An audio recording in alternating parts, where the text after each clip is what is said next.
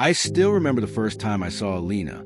It was a quiet Sunday morning, and the cafe near my apartment was unusually packed. I stood in line, scrolling through my phone, when I noticed her, curly brown hair tied in a messy bun, glasses sliding down her nose as she scribbled in a worn-out journal. She had this raw, artistic vibe that made everything around her fade. I don't know what hit me harder, the way she bit her lip while writing or the sad smile she gave the waitress who accidentally spilled some coffee on her table. She looked up. Our eyes met. 3 months later, she moved into my apartment. I was 31 then, working as a freelance graphic designer. My days were quiet, often blending into one another. But Alina brought color into everything. She painted the walls herself, soft blues and muted yellows, and turned our little space into a canvas of her own soul. She was a writer, or at least trying to be one. She'd stay up all night sometimes, pour her thoughts into her journal. I admired her passion, even when it meant sleeping alone most nights.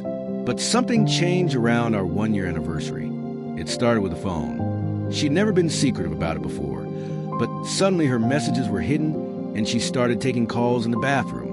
When I asked, she laughed it off and called me paranoid. Then came the late-night writing session that lasted until 3 a.m.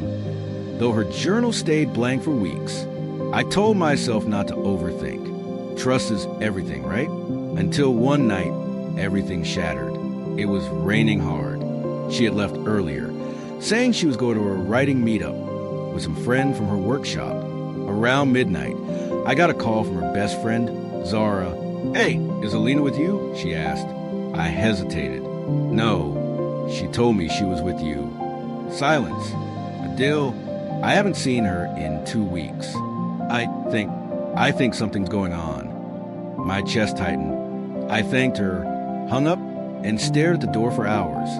She came back at 3:20 a.m., soaked and breathless, smelling faintly of whiskey and cologne that wasn't mine. I didn't yell. I didn't cry. I just asked one question. "Who is he?" Her eyes widened in surprise. For a second, I think she was about to lie.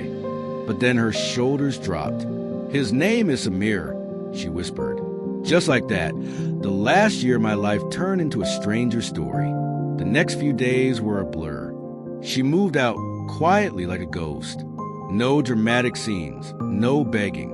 Maybe because she knew she didn't deserve to stay. Or maybe because she had already moved on emotionally. What hurt most wasn't the betrayal. It was the way she made me feel disposable.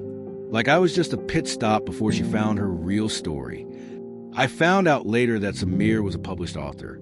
Older, wealthier. Alina had met him at a workshop, and apparently, their creative connection turned into something more. My friends urged me to confront her, to expose her, but I didn't.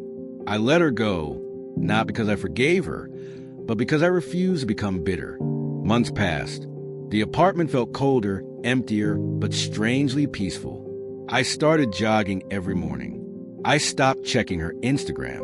I even picked up a new project designing covers for indie novels, something I'd never dared try before. Then one day, out of nowhere, I got a message from her. "Hey, can we talk?" Against my better judgment, I said yes. We met at the same cafe where it all began. She looked thinner, more tired. Her eyes carried a weight that wasn't there before. "I'm sorry," she said. "I was selfish. I thought I wanted passion, excitement, but I didn't realize what I was giving up." I nodded but said nothing. She confessed that Samir had turned out to be manipulative, controlling. He treated her more like a muse than a person. And when she wanted to leave, he blocked her from every writing circle they were both in. He told everyone I was just a desperate fan, she said, voice cracking. I felt no satisfaction in her pain, only sadness. "Why didn't you just tell me you were unhappy?" I asked. "I didn't want to hurt you," she said. I looked her in the eye. You don't feel guilty." She left after that. I didn't see her again, but that meeting gave me closure. She cheated on me. She broke something inside me that took time to rebuild. But in that break, I found something else, a version of myself that wasn't afraid to start again. I grew out of her shadow. I found peace in honesty, in solitude, in art. And now, when I look in the mirror, I don't see the man she left. I see the man who survived her.